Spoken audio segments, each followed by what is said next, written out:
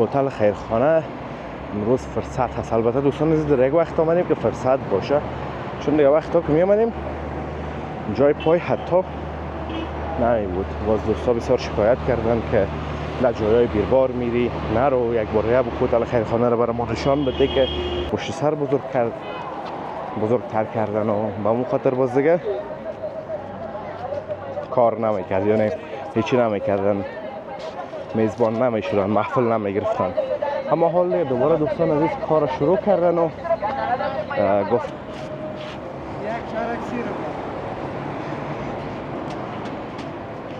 کدو یک چارک 30 افغانی دوستان عزیز.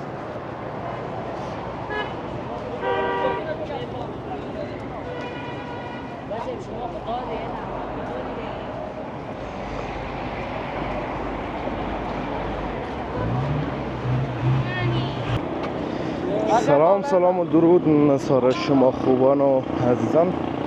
انشالله که خوب و صحتمند و سرحال باشین و زندگیتان هم به خوبی، خوشی و آرامی سپری شود. دوستان نهایت گرامی و نهایت عزیز،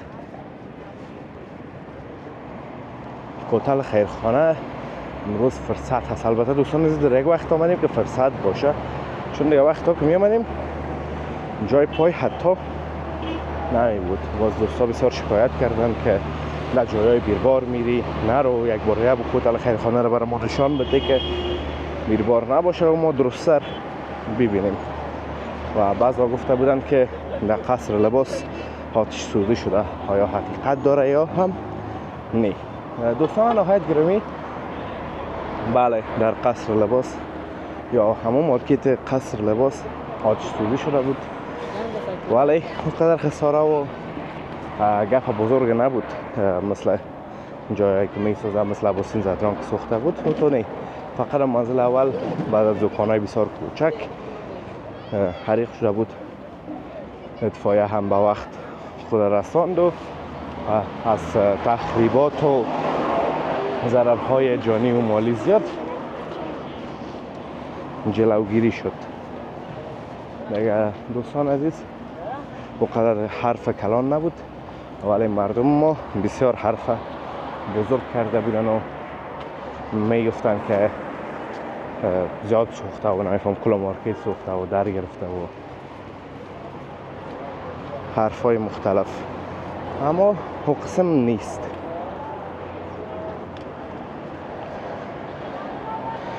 کاخ عروسی ستاره شما دوستان عزیز را تصویر میبینید که سرک هم جور شد و حالا دیگه کاربار این هتل هم شروع میشه.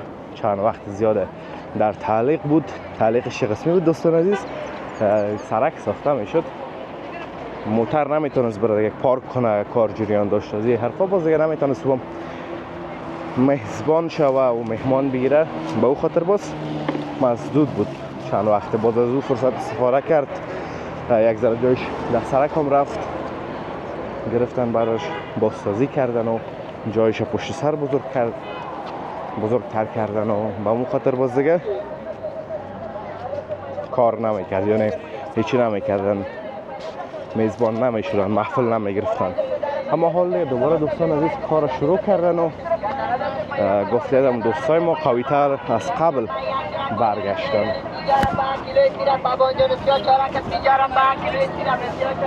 بانجان سیا کیلوی 30 افغانی، چارک 50.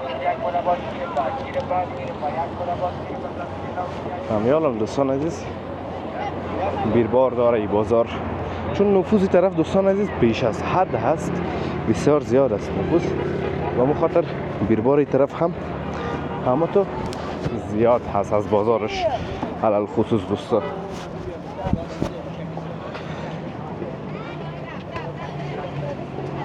این که در بازار سیمساری و لباس فروشیش ببینیم دوستا، این بازار سیمساری و لباس فروشی هست، میوه های خشک، لباس و همه چیز.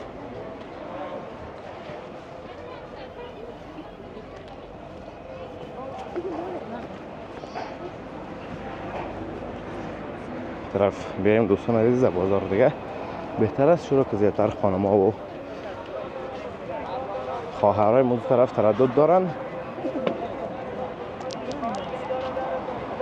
اینی بخش دوستان عزیز اینی دکانای پایین از این ساختمان آبی که قصر لباس هست، فقط کم حریق شده بود و حالا اونا میبینین که دوباره با حالت عادی برگشته و کارشان جریان داره. از خراسارات و چیزایشان دیگه ما قدر نپرسیدیم، فقط داخل رفتیم و دیدیم اونقدر جای زیاده نبود.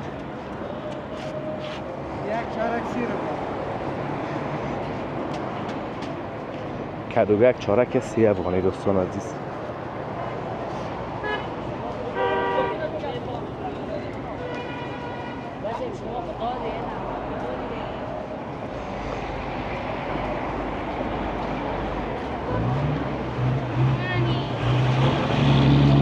این طرف سرک دیگه دوستان عزیز یک ذره کارش مانده. چیش مانده دوستان عزیز؟ این پیاده روا، چراغا و خطکشی سرک، گلدانا، این همین چیزا کار دیگه هنوز مانده دوستان.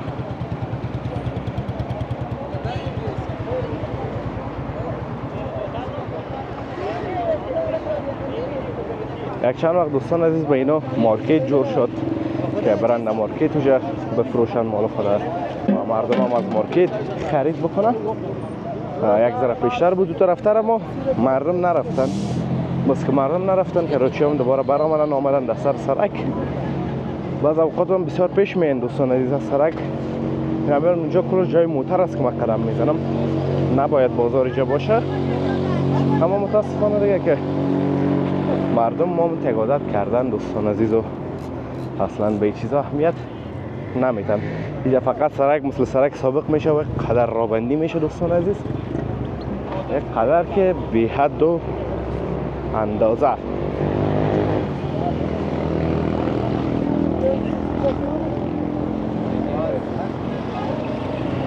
این دوستان عزیز که از سرک بگذاریم، این طرف سرک، دو طرف هم بازار است.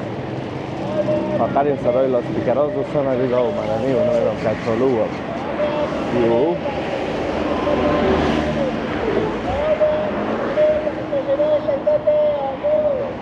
خب مدنی تصفیه شده شرکت آمو.